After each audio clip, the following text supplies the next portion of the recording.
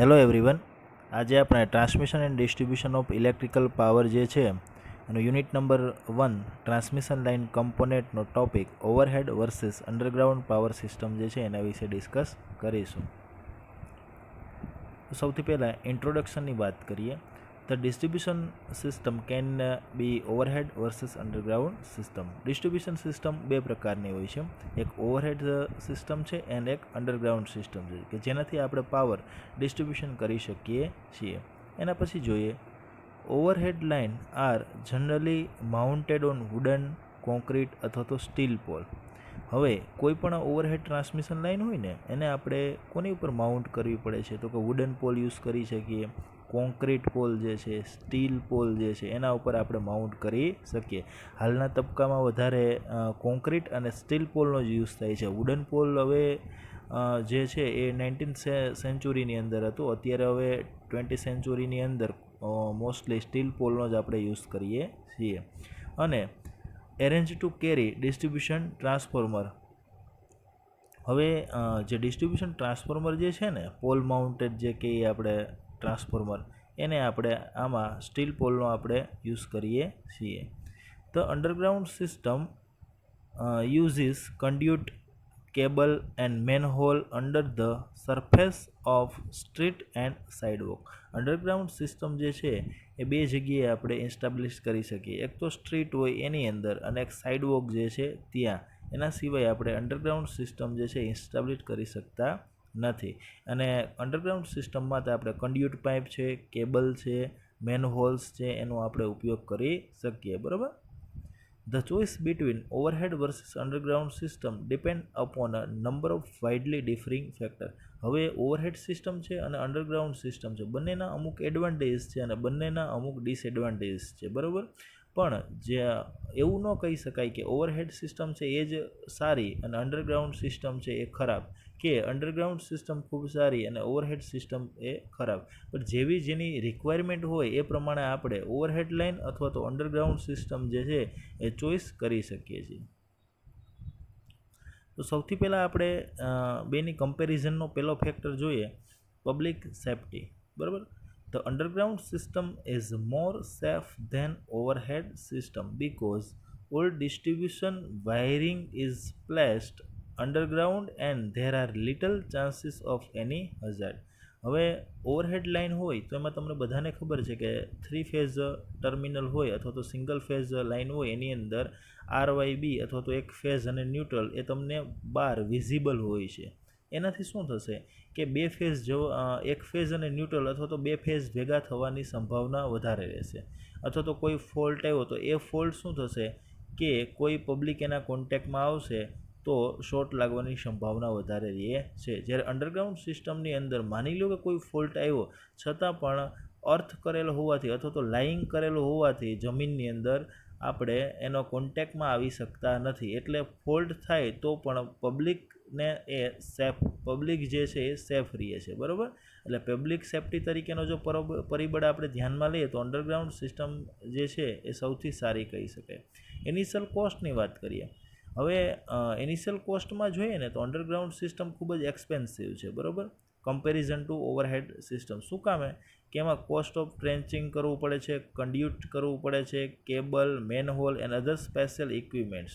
હવે એના પહેલાં તો અંડરગ્રાઉન્ડ સિસ્ટમ જે છે એસ્ટાબ્લિશ કરવી હોય તો આપણે જે તે જગ્યાએ ખૂબ જ અંદર 5 થી 6 ફૂટ જેટલું ખોદકામ કરવું પડે છે. એના પછી આપણે કન્ડ્યુટ અથવા કેબલ અથવા તો મેન હોલનો ઉપયોગ કરવો પડે છે. આ બધા ઇક્વિપમેન્ટ્સ આપણે એની અંદર યુઝ કરવા પડે છે. એટલે આ જે સ્ટ્રક્ચર બને છે ને એ ખૂબ જ એક્સપેન્સિવ થઈ જાય છે.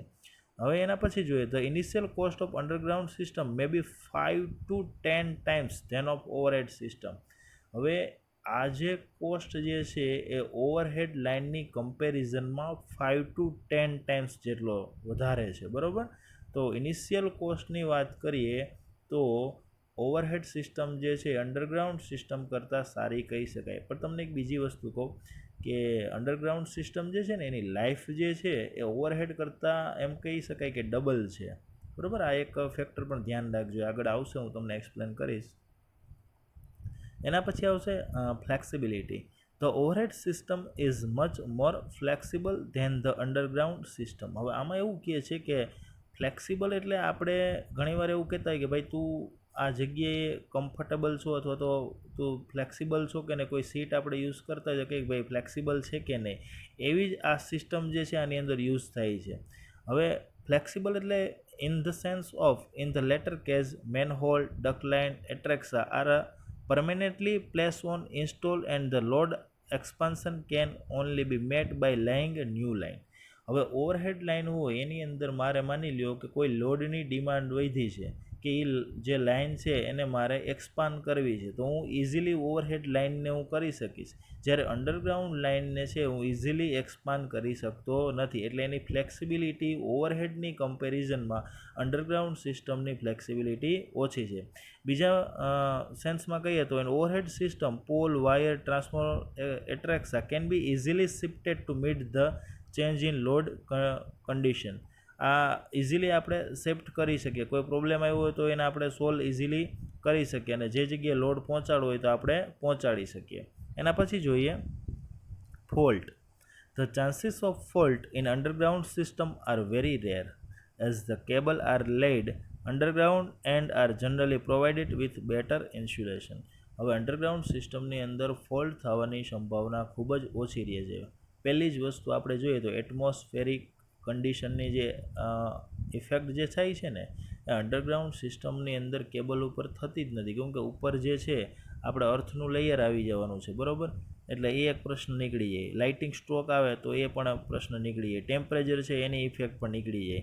તો બીજા દ્રષ્ટિએ જોઈએ ફોલ્ટમાં તો આ કોઈ હજાર્ડ્સ એની ઉપર આવતા નથી, એટલે ફોલ્ટ થવાની સંભાવના ખૂબ જ ઓછી રહે છે. જ્યારે એની સામે ઓવરહેડ લાઇનની અંદર આ બધા ફોલ્ટ જે છે એ ક્રિએટ થવાની સંભાવના રહે છે.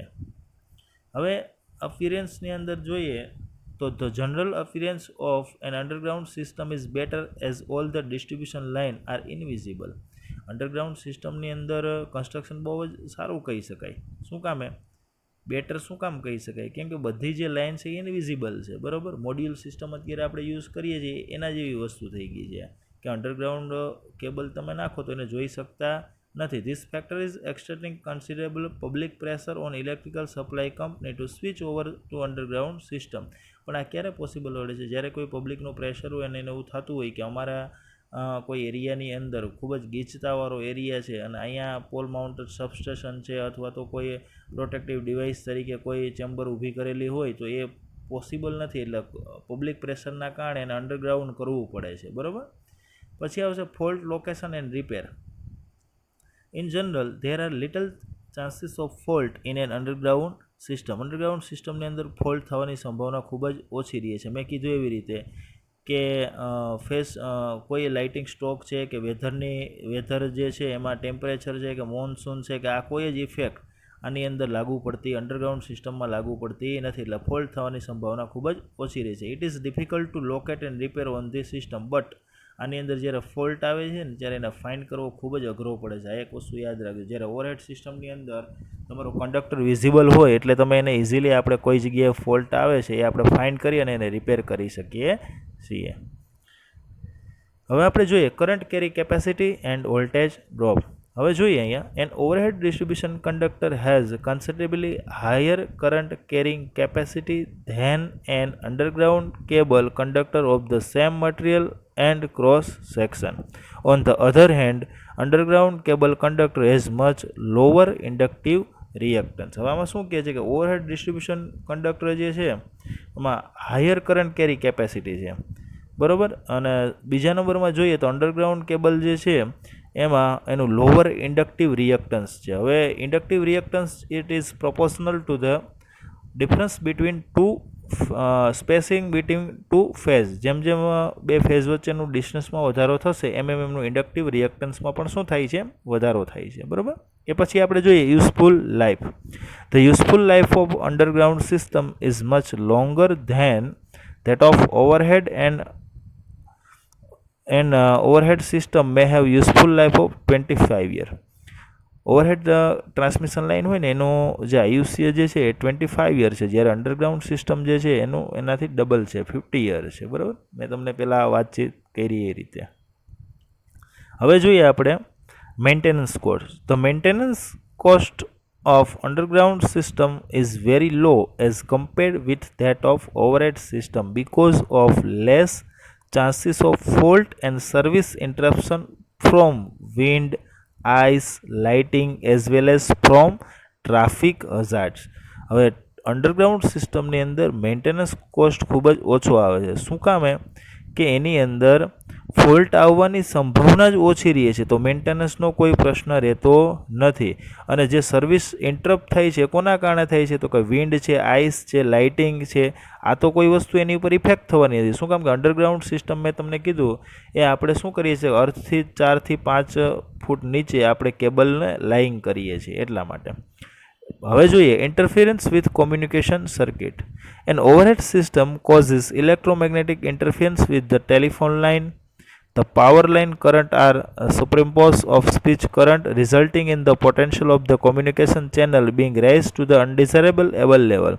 However, there is no such interference with the underground system. હવે કોઈ પણ ઓવરહેડ સિસ્ટમ હોય એની બાજુમાં કોઈ ટેલિફોનિક લાઇન હોય કે ટેલિવિઝનની લાઇન હોય કે કોઈ પણ કોમ્યુનિકેશનની લાઇન હોય તો એની ઉપર ઇફેક્ટ કરે છે. શું કામ કે ઓવરહેડ લાઇન હોય તો એની અંદર એક ઇલેક્ટ્રોમેગ્નેટિક ફિલ્ડ જે છે સ્ટ્રોંગ ફિલ્ડ ક્રિએટ થાય છે, એના લીધે બાજુની લાઇનને પણ ઇન્ટરફિયરન્સ કરે છે.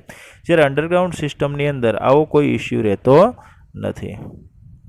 હવે જોઈએ conclusion. Comparative economics. Annual cost of operation is the most powerful factor influencing the choice between overhead versus underground system. હવે આપણે જોઈએ તો કોઈ પણ વસ્તુમાં ફાઇનલી આપણે કોસ્ટ ઉપર જતા હોઈએ કે કેનો કોસ્ટ વધારે છે, તો હું માનું ત્યાં સુધી અંડરગ્રાઉન્ડ સિસ્ટમ જે છે ને એનો કોસ્ટ ખૂબ જ વધારે છે. The greater capital cost of underground system. બરાબર, પણ જો તમને એ પોસાતો હોય, તમને પરવડતો હોય એવું હોય તો એના અમુક બેનિફિટ્સ પણ છે. ક્યાં ક્યાં? એક જનરલ અપિયરન્સ અને પબ્લિક સેફ્ટી જે છે એ આમાં આપણે કન્સિડર કરી શકીએ, તો આપણે અંડરગ્રાઉન્ડ સિસ્ટમનો તમે યુઝ કરી શકો. બરાબર, થેન્ક યુ.